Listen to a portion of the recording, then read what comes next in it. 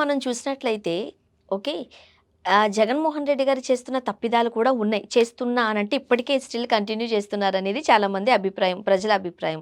అసెంబ్లీకి వెళ్లరు. హ్మ్. ఏదో మైక్ ఎళ్లి ముందు ఏం 4 చేయాలి? మాటలు మాట్లాడతారు. ఎళ్లి ఏం చేయాలి? మిమ్మల్ని ఇప్పుడు నేను అసెంబ్లీకి వెళ్ళగలమా? కాదు. బాగా వెళ్ళలేం. అడిగావమ్మా. ఇది బాగా అడిగావు. అది వైఎస్ఆర్‌సీపీకి ఒక ఇదుంది. ఎళ్ళట్లేదు. నేను ఒప్పుకోలేదు. వెళ్ళట్లేదు కాబట్టి. కానీ వెళ్ళడానికి బేసిక్ ఏం కావాలా? దేనికెళ్ళాలి? ఇది తెలుసుకోండి ఫస్ట్ ప్రజలు. ప్రజా సమస్యల మీద చర్చించడానికి లోపలికెళ్ళాలి. ఇది ఒప్పుకుంటారా మీరు? అవును. ప్రజా సమస్యల మీద చర్చించడానికి ఎవరికి అవకాశం ఉంటుంది? అపోజిషన్ పార్టీకి ఉంటుంది. అదే కదా అతను అడుగుతుంది. ఇప్పుడు నువ్వు ప్రజా సమస్యల మీద అవును, చర్చించడానికి ప్రతిపక్షం అపోజిషన్ కావాలని పార్టీ అడుగుతున్నారు. అడుగుతున్నాడు ఆయన. ఎందుకంటే సోదరునికి అర్థమయ్యే భాషలో పి. జనార్దన్ రెడ్డి గారు ఉన్నారు. గతంలో వాళ్ళకి 26 స్థానాలు ఎంత పరిమితమైంది కాంగ్రెస్లో రామారావు గారి ప్రభంజనంలో. కానీ ఆ రోజు అతనికి అపోజిషన్ స్టేటస్ ఇచ్చారు. అపోజిషన్ లీడర్ ఇవ్వలేదు ఆయనకి. అపోజిషన్ స్టేటస్ పార్టీకి ఇస్తూ ఫ్లోర్ లీడర్గా ఆయన గుర్తించి మాట్లాడండి అన్నారు. అప్పుడు రామారావు గారు లేకపోతే క్యాబినెట్లో ఏ మంత్రి అయినా ఈయన ప్యారల్గా పి. జనార్దన్ రెడ్డి గారు మాడేవారు. ఇదే కదా ఆయన అడుగుతుంది. దేనికి భయం పడుతున్నారు వాళ్ళు? తిరిగి జగన్మోహన్ రెడ్డికి అసెంబ్లీకి రావడానికి భయం పడుతున్నాడు అని పకోడి కబుర్లు చెప్తున్నారు. ఇదే బడ్జెట్, ఈ పనికిమాలిన బడ్జెట్ మనం పెట్టారు. అదే జగన్మోహన్ రెడ్డి లోపటుంటే అందుకే కదా ఆయన వెళ్ళాలని కోరుకుంటున్నా. అదే నేను అంటున్నాను. ఎప్పుడు పులివెందుల ఎమ్మెల్యేగా నిలబడి బడ్జెట్ మీద చర్చించడానికి అవకాశం ఉంటుంది అనుకుంటున్నావా? నాకు నీకు తెలియపోవచ్చు. స్పీకర్ గారికి డిప్యూటీ స్పీకర్కి ఆ పార్టీ ప్రాథమిక అవగాహన లేదా? జగన్మోహన్ రెడ్డి రావట్లేదు అంటే ఏడు చేయాలి. ఏదైనా ఒడియాలు పకోడీలు పెట్టడానికి వస్తాడైనా? ఎప్పుడైనా సముచిత స్థానం ఇవ్వండి. మర్యాద ఇస్తే ఆటోమేటిక్గా జరుగుతాయి. 164 మంది ఉండి 11 మంది అల్లుండి అపోజిషన్ స్టేటస్ ఇచ్చి అప్పుడు చూడండి ఆ వాయిస్ ఎలా ఉంటుందో, మాట్లాడే విధానం ఎలా ఉంటుందో. అది ట్రై చేయండి. మైక్ టెస్టింగ్ 1, 2, 3 ఒకసారి ట్రై చేస్తే అప్పుడు సమాధానాలు ఉంటాయి. అది చేయకుండా ఇప్పుడు నీకు సింపుల్గా అర్థమయ్యే భాషలు ఉంటుంది. మీ అమ్మగారు రోజు భోజనంకి రామా అని పిలుస్తూ ఉంటారు. కానీ బియ్యం కుక్కర్లో పెట్టలేదు, పప్పు వండలేదు, కూర వండలేదు. అన్నంగా రమ్మా అని ఒక అడ్వర్టైజ్మెంట్ ఇస్తున్నారు అనుకో అందరి ముందును. లోపలికి వెళ్ళి ఇంకా ఉండలేదు కదమ్మా, ఉండు నాకు తెలుసు కదా. అలా రోజు నేను అన్నంకి పిలుస్తుంది అనుకో, అన్నం వండుకుంటే ఏంటి లాభం? అప్పుడు ఏంటి చెప్పాలి నీకు తెలివి ఉంటే? అన్నం వండి నన్ను పిలమ్మా అంటాలి. అలాగే అసెంబ్లీలో నాకు అపోజిషన్ స్టేటస్ ఇచ్చి అప్పుడు రాలేదంటే అప్పుడు నేను మాడతా. జగన్మోహన్ రెడ్డిని ఇది బంట బూతు తప్పు, ఇది ప్రజాస్వామ్యానికి విఘాతం అని. అరే ఫ్లోర్ ఆఫ్ ద హౌస్లో రాహుల్ గాంధీ గారి టైంలో, రాజీవ్ గాంధీ గారి టైంలో 411, 414 గెలిస్తే ఇద్దరు లింగలింగమని అద్వానీ గారును వాజ్పేయి గారు గెలిస్తే కూడా ఆయన రోజు వాళ్ళిద్దరూ అపోజిషన్ కింద కన్సిడర్ చేయకుండా మాట్లాడొద్దని ఏ రోజు చెప్పలే. ఇప్పుడు వీళ్ళు ప్రాక్టికల్ ఎగ్జాంపుల్, ఈ కోర్టు రాజకీయాలు చేయడానికి వచ్చిన జయప్రకాష్ నారాయణ ఆయన కోకటపల్లి ఎమ్మెల్యేగా మాట్లాడలేదా? అప్పుడు మాట్లాడు మల్లిక అంటే ఆయన కూడా మాట్లాడాడు. ఒకప్పుడు ఒక ఫ్లోర్లో అపోజిషన్ ఉన్నప్పుడు అక్బరుద్దీన్ ఓవైసీ మాట్లాడట్లేదు. ఇప్పుడు అక్బరుద్దీన్ ఓవైసీ ఎందుకు మాట్లాడుతున్నాడు? ఆయన అపోజిషన్ లీడరా? Second opposition party. అలాగే నీకు జయప్రకాష్ నారాయణ కూడా ఆ రోజు గెలిచిన ఆడ్ మ్యాన్స్లో అదర్ దాన్ రూలింగ్ గవర్నమెంట్లో ఆయన కూడా. అట్లాగే ఇక్కడ మీరు గెలిచిన వాళ్ళు కాకుండా ఆడ్ మ్యాన్ జగన్మోహన్ రెడ్డి కాబట్టి మాట్లాడే అవకాశం, జన సమస్యల మీద అవకాశం ఇవ్వండి. అప్పుడు మాడపోతే అప్పుడు చెప్పండి. బండబూత నేనే చెప్తా. అండ్ మరోపక్క అధికారంలో ఉన్నప్పుడు చుట్టూ ఒక కోటరీ పెట్టుకున్నారు. లోపలికి ఎవరిని రానివ్వలేదు. కార్యకర్తలతో ఆయన మింగిల్ కాలేకపోయారు. ఇప్పటికీ జగన్మోహన్ రెడ్డి గారు చేస్తున్న తప్పిదం ఇదే. చాలా మంది వింటూ ఉంటాం. ఇప్పుడు మనం కుటుంబ వ్యవస్థతో కంపేర్ చేద్దాం. జగన్మోహన్ రెడ్డి గారు ముఖ్యమంత్రి అయితే తండ్రి స్థానమే కదా. ఇప్పుడు మీ ఇంట్లో నీకు సైకిల్ కావాలమ్మా, లేకపోతే నాకు కాలేజ్ ఫీజు కట్టాలి, అమ్మను అడుగుతావా డైరెక్ట్గా నాన్న మీద కలిపడిపోతావు? నాన్న నాకు ఫీజు కట్టు, నాన్న సైకిల్ కొనండి.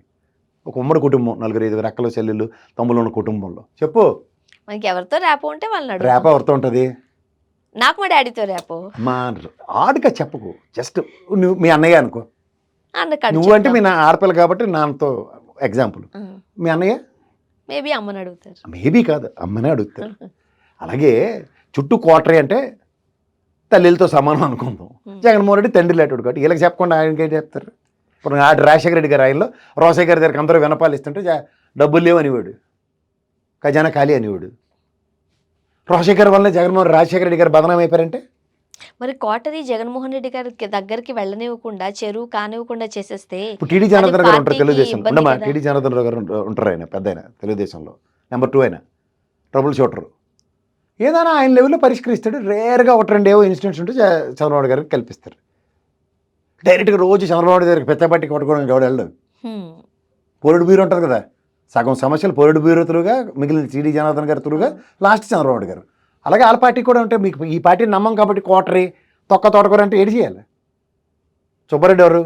చిన్ననే కదా, చిన్నకి చెప్తే కష్టం ఆయనకి చెప్పకుండా ఉంటాడే. విజయసాయిరెడ్డి నేను నెంబర్ 2 అని తిరిగాడు కదా మొన్నటి దాకా. ఏమైనా చెప్పిన సమస్యలు లోపలికి ఎందుకు చెప్పలే? పోనీ లోపలికి వెళ్తే సొల్యూషన్ లేదు కదా, బయటకు వచ్చి చెప్పాడు కార్యకర్తలకి, ఆయన నమ్ముకున్న గణానికి. ముగ్గురే కదా అప్పుడు, సజ్జల రామకృష్ణారెడ్డి, సుబ్బారెడ్డి, ఇంకొకరు విజయసాయిరెడ్డి. వీళ్ళు ముగ్గురు ఆ టెన్యూర్లో వాళ్ళతో కాని పనులు జగన్మోహన్ రెడ్డి గారు మా మాట వింటలేదని ఎవరికైనా చెప్పిన ఉదంతో చెప్పమన్నా నేను చూద్దాం. ఇప్పుడు చెప్తున్నారుగా ఎవరికి? క్వార్టరీ ఉందని సాయిరెడ్డి గారు. ఇది పండగ వెళ్ళి పాసినాడే. అసలు క్వార్టరీ అనే ఇప్పుడు దింపుడు కళ్ళాలు పెట్టినప్పుడు ఏడు చేస్తారు, చెవులో వచ్చి కొడుకొడుస్తారు నానా లేగు అని, అలాగే తులసి నీళ్ళు పోస్తారు బతుకుతాడేమో అని. అలా పూర్తిగా పార్టీ పుట్టిములిగిపోయిన తర్వాత కార్యకర్తలకి నాకు సంబంధం ఏం లేదు, నేను లోపలికి వెళ్ళి చెప్పలేము. నువ్వు చేసిన తగరాల పనులకే కదా వైజాగ్ నుంచి ఇడ్చుకొచ్చి మళ్ళీ ఇటుపక్క తగలెట్టారు, సుబ్బారెడ్డి మళ్ళీ అక్కడ తగలెట్టారు కదా. సరే కోటరీ ముగ్గురే, ఈ ముగ్గురిని మార్చారా కొత్త వాడిని వేసారా? చెప్పమ్మా, నువ్వే చెప్పు, ప్రజలకు అర్థం అవ్వాలి కదా. వీళ్ళు ముగ్గురే కదా, వీళ్ళు ముగ్గురితో ఏమవట్లేదు నిజమే కదా. వీళ్ళు ముగ్గురిని మార్చారా కొత్త వాడిని వేసారా? ఎవరు లేరు కదా. మరి ఆ సమాధానం చెప్పంటే వాడు చెప్పండి. బయటికి పోయిన విజయసాయిరెడ్డి ఎవడే వెళ్తాడు, లోపల ఉన్న సుబ్బారెడ్డి నువ్వు సజ్జల రామకృష్ణారెడ్డి ఏమైనా మాట్లాడు ఎప్పుడైనా? ఎందుకు మాట్లాడలే? కోటరీ మేమే, మాతో ఏం కావట్లేదు అని ఏమైనా చెప్పాడు వాడికైనా? ఇప్పుడు జరిగింది ఏదో జరిగిపోయింది సార్, గతం కదా. జరిగింది ఏంటని అడుగుతున్నా. జరిగింది జరిగిపోయింది, నేను కాలు చేతులు కడుక్కుని పోవడం కాదు కదా. జరిగింది ఏంటో చెప్పండి ప్రజలు. ఏదేమైనా అలా కాదు, విజయసాయిరెడ్డి పలానా జరిగిందని చెప్పమని బయటకు వచ్చి. కోటరీ ఎవడరా? కోటరీ నువ్వే కదా కోటరీ. నువ్వేం చేసావు? ఒక సొల్యూషన్ ప్రాస్పెక్ట్లో ఏం చేసావు? ఎవరెవరికి పదవులు ఇచ్చావు నీ ఆయంలో చెప్పు. ఎవరెవరికి ఏం చేసావు చెప్పు. సజ్జల రామకృష్ణుడు పలానాడికి పదవులు ఇచ్చారని చెప్పమను, సుబ్బారెడ్డిని పలానాడికి పదవులు ఇప్పించని చెప్పమను. ఇదే కదా కోటరీ చేసే పనులు. అదే క్లెయిమ్ చేసుకోమని చూద్దాం. ఎందుకు క్లెయిమ్ చేయరు? ఇది ప్రాంతీయ పార్టీలు అనుకుంటారా మీ ఇష్టం వచ్చినట్టు కోటరీలు పెట్టుకోవడానికి? ప్రాంతీయ పార్టీలో ఒకటే డిక్టేటర్ ఉంటాడు, ఆయనే పార్టీ అధినేత. ఇక్కడ జగన్మోహన్ రెడ్డి, అక్కడ చంద్రబాబు నాయుడు. వీళ్ళని కాదని ఎవడన్నా ఏం చేయలేరు కదా. అది ఇక్కడ చేయగలుగుతున్నారు, లోకేష్ ఉన్నారు కాబట్టి, కొడుకు కాబట్టి. అక్కడ కరెక్టే, అది లోకేష్ గారు కాబట్టి చేయగలుగుతున్నారు. మరి అక్కడ చంద్రబాబు రెడ్డి గారు, జగన్మోహన్ రెడ్డి గారికి ఏమైనా కొడుకున్నాడా? సుబ్బారెడ్డి కొడుకుని తీసుకొచ్చి ఆడ పెట్టాడు మన నెత్తికి. విజయసాయిరెడ్డి గారి అమ్మాయిని తీసుకొచ్చి పెట్టాడు అక్కడ, అబ్బాయిలు లేరు కాబట్టి. ఇప్పుడు జగన్మోహన్ రెడ్డి గారు ముందున్న లక్ష్యాలు ఏంటి? తర్వాత వచ్చే ఎన్నికల్లో మళ్ళీ పార్టీ అధికారం చేపట్టాలి అని అంటే ఇప్పటి నుంచి గ్రౌండ్ లెవెల్లో ఖచ్చితంగా దాన్ని చదువు. లాస్ట్ 2 days ఎలక్షన్ ఇంజనీరింగ్ ఏం చేయగలడో నేర్చుకోవాలి ఆయన. 3వది అబద్ధాలు ఎలా ఆడాలో నేర్చుకోవాలి. 4వది బీజేపీకి ఎలా భజన చేయాలో నేర్చుకోవాలి. ఇది చచ్చిన పనులు చేయడైనా. మరి కష్టం కదా సార్. కష్టమైతే నీకు ఎప్పుడైనా కష్టాన్ని ఎదుర్కొనేవాడే మొగాడు. అంతేగాని నన్ను తిట్టకండి, ఈ రూమ్లోంచి అలా వెళ్ళిపోతాను అనుకు దాపుకాలు చేసుకునేవాడు. తరంపాటు దీక్షలు దేనికి చేసావు చంద్రబాబు నాయుడు గారిని అడగండి ఎవడన్నా. రాష్ట్ర ప్రయోజనాలు కాపాడలేదని బీజేపీ అని చెప్పిన మీరు మరి బీజేపీ సన్నిధానంలో ఎందుకు చేత తీరుతుండ్రు? చెప్పండి, ఆన్సర్ కావాలి నాకు. వాటికి సమాధానం ఉండవట. బీజేపీ దగ్గర ఉంటే బాగుంటామా? బీజేపీ రాష్ట్రానికి ఏం చేయట్లేదు. నువ్వు పెద్ద మనిషిగా చంద్రబాబు నాయుడు గారు చెప్పినప్పుడు వాళ్ళ నాన్నగారితో సమానమైన రాజకీయాలు చేసినాడు. ఏ జగన్మోహన్ రెడ్డి అయినా బీజేపీతో బాగుంటుంది, నాకు అధికారం ఇస్తే బాగుంటుంది అంటే రాష్ట్రాన్ని మడతగా తిన్నాడు, తినేస్తాడు. వైజాగ్ స్టీల్ ప్లాంట్, పోలవరంకి దమిడి ఇవ్వట్లే. ఎవడైనా బుద్ధి జ్ఞానం ఉన్నాడు ఎవడైనా బీజేపీ సన్నిధానంలో చేతేరడానికి వెళ్తాడా? కూటమిలో ఉండి కూడా ఏమీ తెచ్చుకోలేని దౌర్భాగ్యంలో ఆంధ్రప్రదేశ్ ఉంది. కూటమిలో లేకుండా జగన్మోహన్ రెడ్డి 90,000 కోట్ల పైసలు గ్రాంట్లు తేగలిగాడు. ఇది సామర్థ్యం జగన్మోహన్ రెడ్డిది. ఏళ్ళదే అబ్బది అబ్బా చేతకాంది తనం.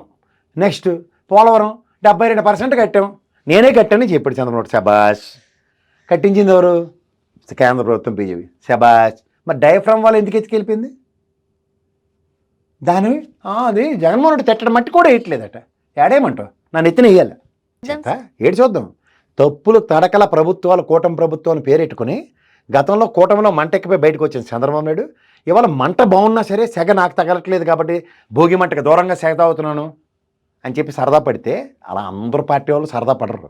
రెండోది అబద్ధాలు చెప్పడం. అబద్ధాలు అంటే ఏంటి? నీకు ఇప్పటిగా ప్రామిసులు ఇచ్చేసి రైతు రుణమాఫీ చేసేస్తాం, ఇలాంటి చెత్తాచెదారం చేయడు. మూడోది ఏంటి? నువ్వు అన్నట్టు దిక్కుమాల కోటరీకి డిస్క్రిప్షన్సే లేవు. ఎవడన్నా 10 రూపాయలు తినడానికి ప్రూవ్ చేయమని చూద్దాం ఈ ప్రభుత్వానికి. 5 ఏళ్ళు ఇంక 2 సంవత్సరాల దగ్గర కాలక్షేపం అయింది. రేపు జూన్ నుంచి ఇంకో 3 ఏళ్ళు టర్మ్ ఉంది కదా మీకు. పలానా వాడు పలానా డబ్బులు తినడానికి ప్రూవ్ చేయని చూద్దాం. నేనే చెప్తాను ఇప్పటి నుంచి.